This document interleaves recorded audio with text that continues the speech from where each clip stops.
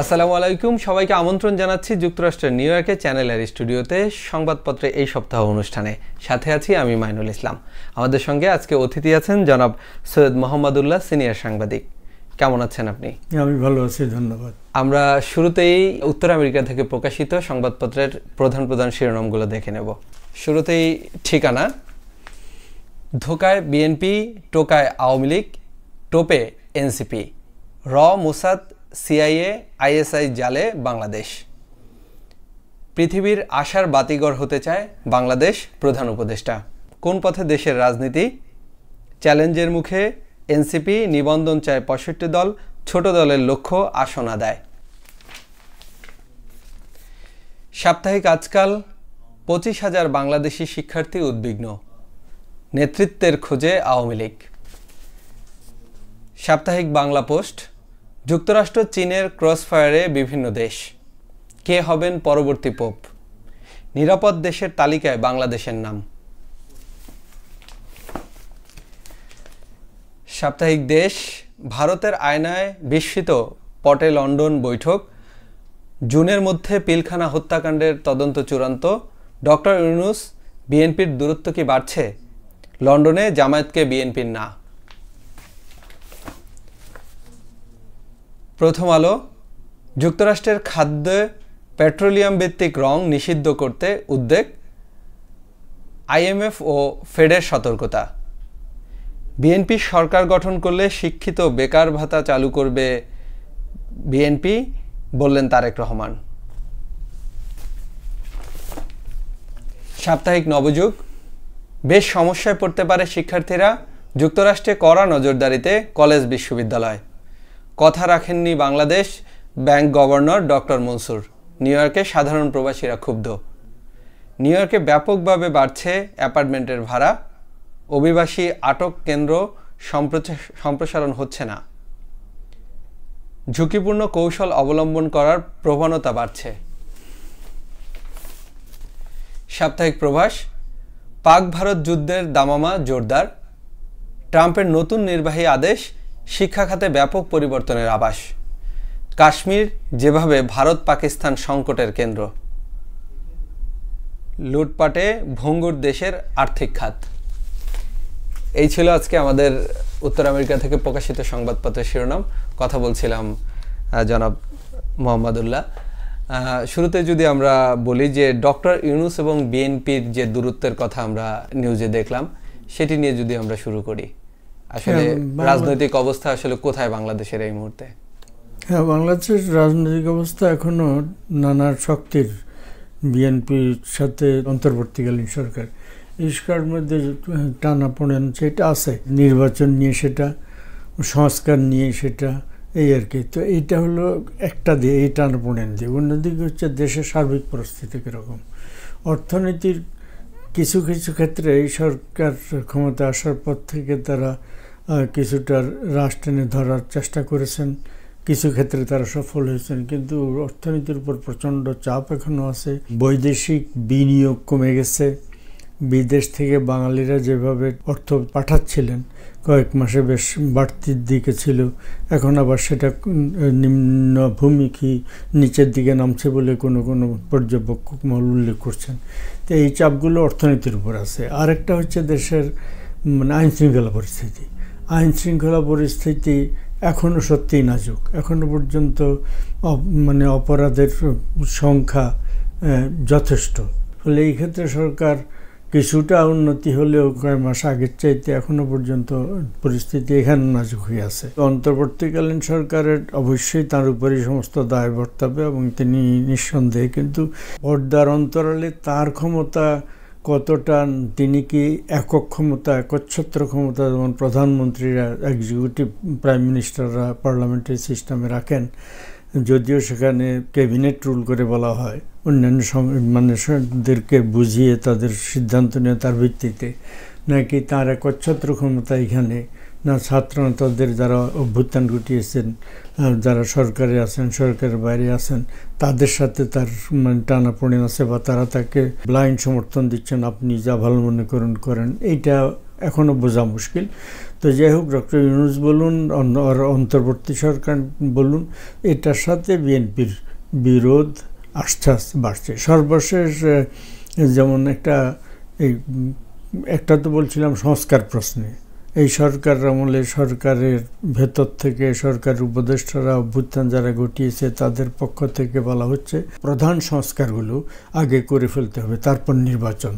BNP বলছে যে না, নির্বাচনের জন্য যেগুলো জরুরি সেগুলো করে দিয়ে যত তাড়াতাড়ি একটা নির্বাচিত সরকার হয় ততই দেশের জন্য মঙ্গল। এটা তো এক্ষেত্রে মানে নতুন পার্টি যেটা নাগরিক পার্টি হয়েছে, তাদের বক্তব্য তারা হচ্ছে যে না, সংস্কার শেষ না করে আমরা নির্বাচন চাই না। তাহলে নির্বাচন কবে নাগাদ হতে পারে? ডক্টর ইউনূসের আগে বলেছেন একাধিকবার, এই বছরের ডিসেম্বর থেকে আগামী বছরের প্রথম দিকে, শেষে উনি বলেছেন আগামী বছর মিডল জুন পর্যন্ত।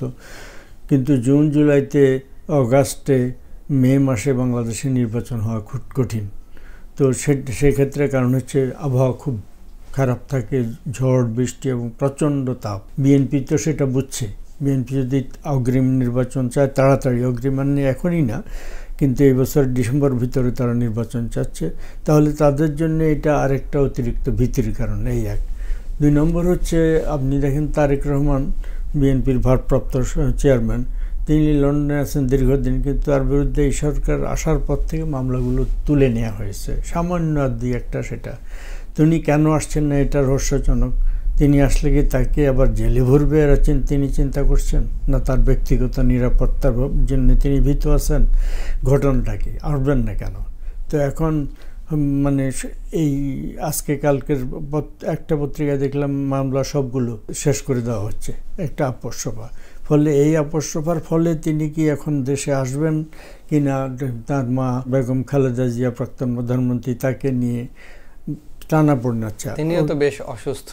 তিনি অসুস্থ, হ্যাঁ, সাম্প্রতিক সময় একটু অসুস্থ, চিকিৎসা নিচ্ছিলেন বলা হচ্ছিল, এবং তিনি ঘরে এখনও তারেক রহমানের বাসভবনে থেকে তিনি চিকিৎসা নিচ্ছেন। ফলে তার অবস্থা, দেশের যে পরিস্থিতি এখন, তাতে কি কোনো সম্ভাবনা সৃষ্টি হয়েছে যে তারেক রহমান তার মা অর্থাৎ প্রাক্তন প্রধানমন্ত্রী খালেদা জিয়াকে নিয়ে দেশে ফিরবেন?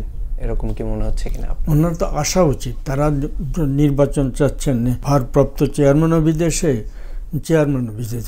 বেগম জিয়া এবং তার পুত্র তারেক জিয়া। তো তারা যদি দেশে নির্বাচন চান, এই দূর থেকে তারা সব মেসেজ পাঠাচ্ছেন, বক্তব্য দিচ্ছেন স্থানীয়ভাবে। স্থানীয় নেতারা যারা দেশে আছেন, মির্জা ফখরুল সাহেব, আমির খসরু মাহমুদ চৌধুরী, জনাব রিজভী, এরা বারবার স্টেটমেন্ট দিচ্ছে, এবং আরও অন্যান্য নেতা, সালাউদ্দিন, তারা কঠোরভাবে সরকারকে বারবার বলছে যে তোমরা নির্বাচন তড়িঘড়ি করে রোড ম্যাপ দিয়ে দাও, স্পেসিফিক ডেট দেয় একটা। আরেকটা মানে সংকটের কথা বলি, এটা হচ্ছে আমাদের পার্শ্ববর্তী মিয়ানমারে তো অনেক দিন থেকে বিদ্রোহীরা আন্দোলন করছে, সরকারের বিরুদ্ধে তারা যুদ্ধ করছে। সেই বিদ্রোহীদের একটা অংশ রাখাইনদের, এই রাখাইন প্রদেশ, সেই রোহিঙ্গারা থাকতেন, কয়েক দফা মিলে 14 লাখ বাংলাদেশে ফেরত পাঠিয়ে দিয়েছে।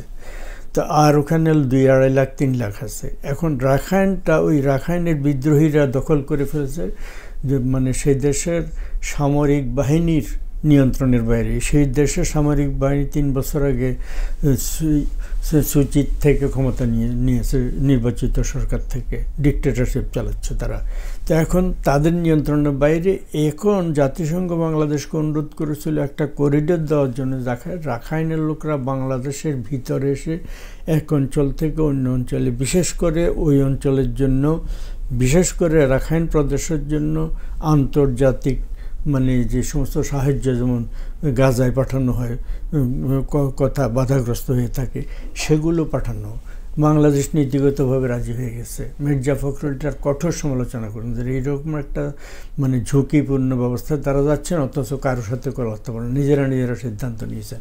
এটাও কিন্তু একটা গুরুত্বপূর্ণ কথা। কারণ পাশাপাশি পার্শ্ববর্তী রাষ্ট্র ভারতের সাথে পাকিস্তানেরও ইতিমধ্যে, হ্যাঁ, সেটা তো আরেকটা প্রসঙ্গ। হ্যাঁ, তো এখন এটা হবে কি, ওই জিনিসপত্র আনা নেওয়ার ভিতরে দুষ্কৃতকারীরা অন্য জিনিস ঢুকিয়ে দিতে পারে, এবং সেটার দায়িত্ব এখন বাংলাদেশের উপরে অন্তর্বর্তী সরকারের উপরে। সেটা। আর আপনি যেটা বললেন সেটা একটা গুরুত্বপূর্ণ ব্যাপার। ভারত পাকিস্তানের ভিতরে ভারতের কাশ্মীর রাজ্যে কয়েকদিন আগে সেখানে একটা আক্রমণ হলো, সন্ত্রাসীরা আক্রমণ করলো। আমরা দেখলাম যে ভারত পাকিস্তানের সম্পর্কের দূরত্ব, সেই কারণে সন্ত্রাসীরা আক্রমণ করলো, 27 জন পর্যটক নিহত হয়েছেন এবং তারা সবাই ভারতীয়, একজন খালি নেপালি ছিল। যাই হোক, এতে ভারতে বেশ প্রচণ্ড উত্তেজনা হয়েছে, সরকারের বিরুদ্ধে ক্ষোভ জাগ্রত হয়েছে।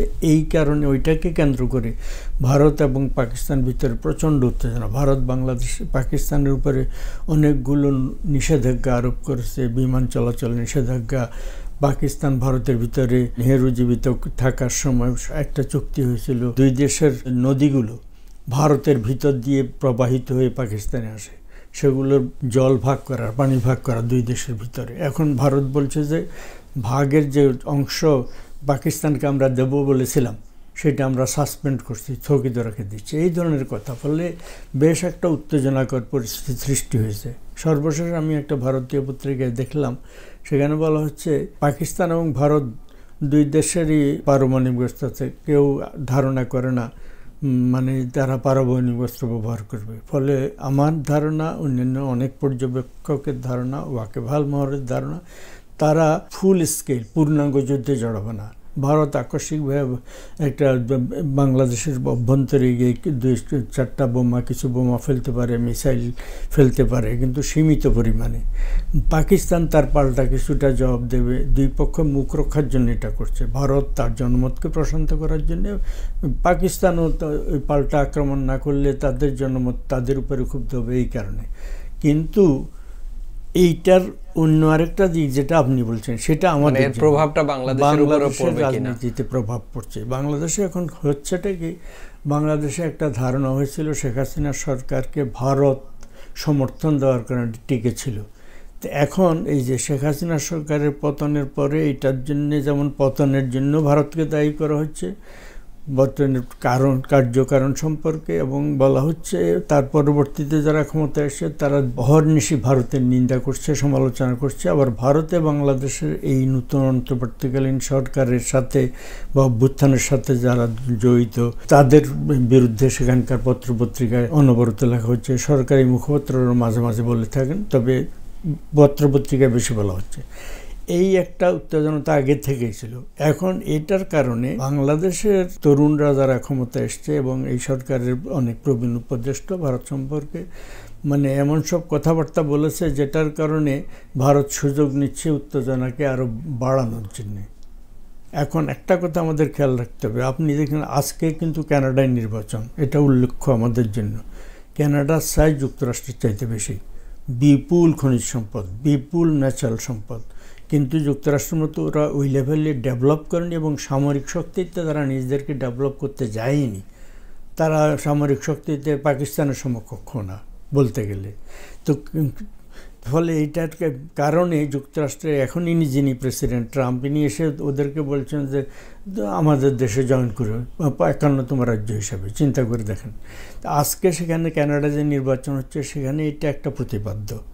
কয়েক বছর আগে কানাডায় সফর করতে গিয়েছিলাম একবার ভ্রমণে। সেখানে এক মানে ওয়াকেবহাল ভদ্রলোক বললেন, আমাদের যুক্তরাষ্ট্রের প্রেসিডেন্টের যখন সর্দি হয় আমাদের প্রধানমন্ত্রী তখন হাঁচি দেন।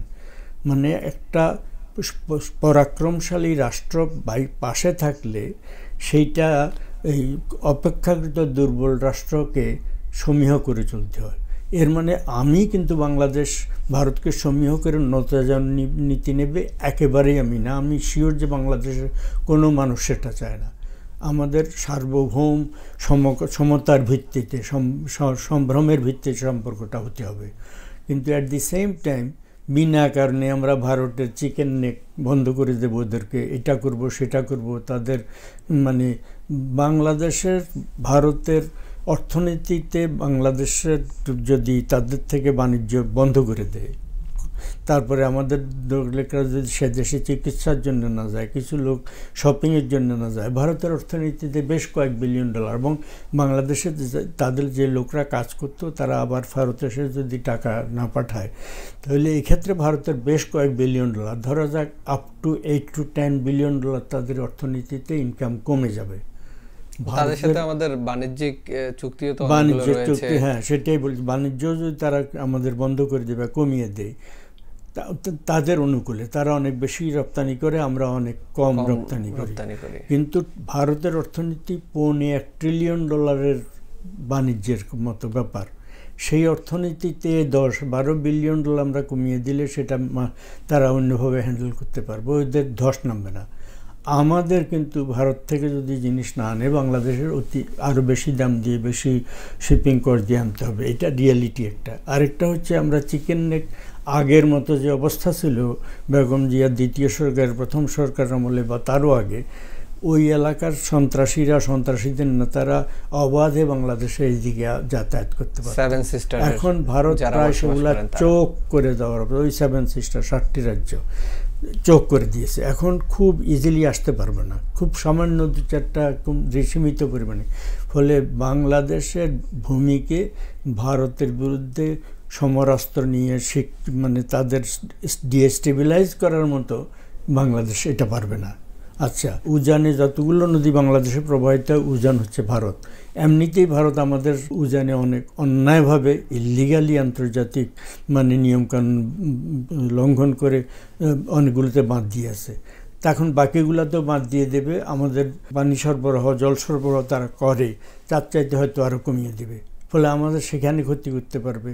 আর আমরা চিকেন নেকের কথা বলছি, আমাদের পার্বত্য চট্টগ্রামের শেখ হাসিনার প্রথম আমলে যে চুক্তি হয়েছিল সেটা এখনও পুরোপুরি বাস্তবায়ন হয়নি। সেটা শেখ হাসিনার দুর্বলতা, বেগম জিয়ার দুর্বলতা, তারা যখন বিভিন্ন সময় প্রধানমন্ত্রী ছিলেন। দুর্বলতা যাই হোক, ওদের ভিতরে তো অসন্তোষ আছে। এই কয়েক মাস আগে সেটাকে নাকি বেশ কিছু ঘটনা ঘটেছে, আপনিও জানেন। ফলে এই অসন্তোষটাকে ইউজ করে ভারত আমাদের ওই পার্বত্য চট্টগ্রামের লোকদেরকে উস্কে দিয়ে, তাদের ওখানে স্থান দিয়ে, তাদের আমাদের মানে সেদিকে সমস্যা করতে পারে। আমি একটু আগে বললাম আমাদের পানি সমস্যা তীব্রতর করতে পারে, আমাদের সীমান্তে এই সমস্যাটা তীব্র করতে পারে। ফলে আমাদের ভারতের সাথে নত জানু না হয় সম্ভ্রান্ত সমতার ভিত্তিতে ঠিক রেখে আননেসেসারি ভারতের হাতে অস্ত্র তুলে দেওয়া উচিত না, উস্কানি তুলে দেওয়া উচিত না। তারা আমাদের ক্ষতি করতে পারে। এই যে পাকিস্তান ভারতের উত্তেজনা, এইটাকে কেন্দ্র করে বাংলাদেশ পাকিস্তানকে হেল্প করছে। এখন দেখুন, ভারতের যে ডেপুটি প্রাইম মিনিস্টার, যিনি সে দেশের পররাষ্ট্রমন্ত্রী দার, তিনি আসার কথা ছিল ঢাকায়। অলরেডি উত্তেজনার কারণে সেটা স্থগিত হয়ে গেছে। আমরা বেশি অতিরিক্ত ভারত বাংলাদেশের মুক্তিযুদ্ধে সহায়তা করেছিল, ওরা স্বাধীন করে দেয়নি, স্বাধীন করার ব্যাপারে হেল্প করেছিল। আমাদের মুক্তিযোদ্ধারা দেশ স্বাধীন করেছে, কিন্তু ট্রেনিং নিয়েছে তাদের ওখানে না। আমি আশা করব রেসপন্সিবলি কথাবার্তা বলা হবে, কিন্তু সার্বভৌম সমতার ভিত্তিতে অবশ্যই আমরা চাই সেই সম্পর্ক থাকুক। আমরা অনুষ্ঠানের শেষের দিকে প্রায়, আমরা আরেকটা বিষয়ে আলোচনা করতে চাই, সেটি হলো যুক্তরাষ্ট্রের প্রবাসীদের উদ্বিগ্ন হওয়ার যে খবরটি আমরা দেখলাম। সেখানে শিক্ষার্থীরা রয়েছেন, তারাও উদ্বিগ্ন, অনেকেই দেশে যেতে পারছেন না, বা যাওয়ার ক্ষেত্রেও তারা মনে করছেন যে দেশে গেলে আবার ফিরে আসতে পারবেন কিনা। এই বিষয়ে যদি একটু বলেন। না, এটা একটু নূতন সংকট, এটা দ্রুত বলি যেহেতু আপনার সময় শেষ হয়ে যাচ্ছে। ইমিগ্রেশন ব্যাপারে ট্রাম্প প্রশাসন আমলে বেশ কড়াকড়ি শুরু হয়ে গেছে। তিনি আগে থেকেই বলছিলেন যে তিনি আসলে ইলিগাল ইমিগ্রেন্ট প্রায় 2.1 মিলিয়ন বা 2.2 মিলিয়ন, 22-21 লক্ষ লোক ইলিগাল দেশে একটা হিসাব এদের মধ্যে। তো এদেরকে এদের 10%ও তাড়ানো সম্ভব না, কিন্তু ভীতি সঞ্চার করা যাতে নতুনভাবে না আসে এটার জন্যে, এবং মানে এখানে রেইড করা, অভিযান চালিয়ে অ্যারেস্ট করা, কিছু কিছু পাঠিয়ে দেওয়া, বেশ কিছু পাঠিয়ে দেওয়া হয়েছে। বাংলাদেশেরও কিছু লোককে পাঠিয়েছে। একটা পত্রিকায় রেসপন্সিবলি কয়েক হাজার লিখেছে, একেবারেই ভুয়া কথা, সম্ভবত অ্যাকশন নিচ্ছে। যাও, আরো হয়তো যাদেরকে ধরেছে তাদেরকে হয়তো ধরেছে, আর তাদেরকেও পাঠাতে পারবে। কিন্তু এটা একটা দিক যে যাদের মানে সমস্যা আছে তারা অনেকে হয়তো কাম থেকে সরিয়ে ফেলছে। বাংলাদেশিদের মধ্যে আমি একটা কথা, আমার বিশ্বাসের কথা বলি, দীর্ঘদিন এই দেশে আছি, বাংলাদেশিদের মধ্যে অবৈধ অভিবাসীর সংখ্যা খুবই কম। 1,300,000 লোক দেশে আসে, সম্ভবত একটু বেশি হতে পারে, অবৈধের সংখ্যা কম। ছাত্ররা যারা ভ্যালিড ভিসা আছে, তারা যদি অন্যান্য কোনো ইলিগাল কাজ না করে, আইন ভঙ্গ না করে, তাদের ভীত সন্ত্রস্ত হওয়ার কোনো কারণ আছে বলে মনে করি না। আর যাদের সেরকম কিছু আছে তারা ভীত সন্ত্রস্ত হতেই পারে, তাদেরকে হয়তো ধরতে পারলে পাঠিয়ে দেবে, এটা একটা দিক। আরেকটা হচ্ছে ইলিগাল ইমিগ্রেন্ট যারা আছে তাদের কাউকে হয়তো ধরতে পারলে পাঠিয়ে দেবে, এটা কিন্তু ওভারঅল বিশেষ করে মেক্সিকো সীমান্ত দিয়ে সাউথ আমেরিকা থেকে যারা এসছে, দক্ষিণ আমেরিকা, মধ্য আমেরিকা, সেই সমস্ত এলাকার ক্রসকে, হ্যাঁ, মেক্সিকো বর্ডার দিয়ে বা সমুদ্রপথ হেইতি অন্যান্য জায়গা থেকে এসছে, তাদের আশঙ্কা বেশি। বাংলাদেশিদের সেক্ষেত্রে কম, কিন্তু তার মানেই না যে পাঠাবে না, ধরতে পারলে পাঠিয়ে দেবে। কিন্তু আমি এইটা নিয়ে প্রচণ্ড উদ্বিগ্ন হওয়ার কোনো কারণ মনে করি না। প্রেসিডেন্ট ট্রাম্প তো বলেছেন যারা অপরাধী তাদেরকেই শুধু ফেরত পাঠানো হবে, বাকি যারা আসলে এখানে বৈধ পন্থায় রয়েছেন তাদের ক্ষেত্রে তো এমন কোনো কঠিন বার্তা তিনি দেননি। না, দেননি, কিন্তু ফাঁকে পড়ে 2-4 জন নিরপরাধ লোক কয়েকদিন আগে, কয়েক সপ্তাহ আগে একজনকে পাঠিয়ে দেওয়া হয়েছে।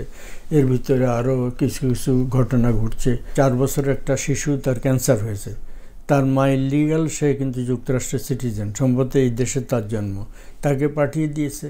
ফলে এই ধরনের ক্ষেত্রগুলো ঘটবে। এবং গ্রিন কার্ড হোল্ডারদেরও, যাদের এই দেশের গ্রিন কার্ড আছে, তাদের মধ্যে যাদের ওই যে আইনভঙ্গ করার কোনো ইতিহাস আছে, তাদেরকে পাঠাতে পারে। এবং অনেক সময় হয় কি, যখন ব্যাপকভাবে ধরপাকড় বা ব্যবস্থা না হয়, তখন যে কোনো দেশে ইচ্ছাকৃত কিছু ঘটে, কিন্তু অনিচ্ছাকৃতভাবে ভুলক্রমেও অনেক সেটার শিকার হয়ে যায়। সেরকম কিছু কিছু ঘটনা ঘটে এবং সেই ধরনের সিদ্ধান্ত থেকে আবার ফেরত এসেছেন। হ্যাঁ, সরকার আবার আসলে এই অনুষ্ঠানের একবারে শেষ প্রান্তে অসংখ্য ধন্যবাদ, আপনি আমাদেরকে সময় দিয়েছেন এবং আপনার এই তথ্যে নিশ্চয়ই উপকৃত হবেন প্রবাসীরা। সুপ্রিয় দর্শক, আজকের মতো এ পর্যন্তই। পরবর্তী অনুষ্ঠান দেখার আমন্ত্রণ জানিয়ে বিদায় নেব। সে পর্যন্ত সবাই ভালো থাকবেন, সুস্থ থাকবেন।